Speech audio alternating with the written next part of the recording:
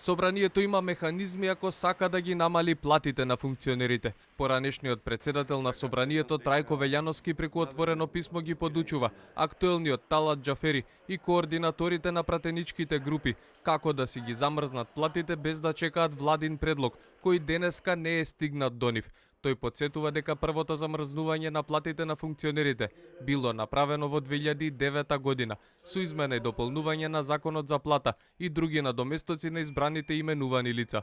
Она што Велјановски смета дека треба да се направи е самите пратеници да си поднесат предлог за законски измени без да ја чекаат владата.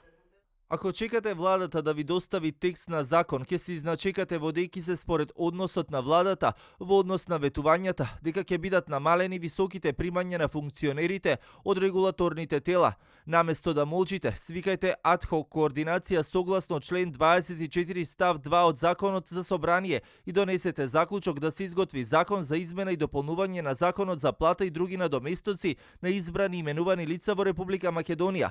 Ова законско решение потоа по итна постапка може да го донесете уште истиот ден на итна седница и тоа ќе стапи во сила уште веднаш.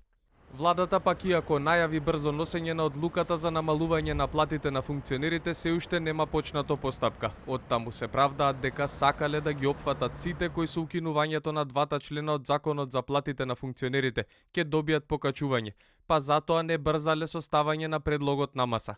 Вице-премиерот Фатмир Битики во телевизиско интервју посочи дека не морала владата брзо да реагира и покрај тоа што јавноста гласно негодува за високите плати на функционерите. Ако се испочитува одлуката на Уставен суд, повисоки плати ќе добијат председателот Стево Пендаровски, собранискиот спикер Талат Џафери, премиерот Димитар Ковачевски, но и министрите, пратениците, директори на државни претпријатија, градоначалници и други, близу 600 функционери. Иако декларативно се залагаат, функционерите се уште не мрдаат со прст за намалување на платите, нешто што ги натера граѓаните денеска револтот да го искажат пред зградата на Уставниот суд.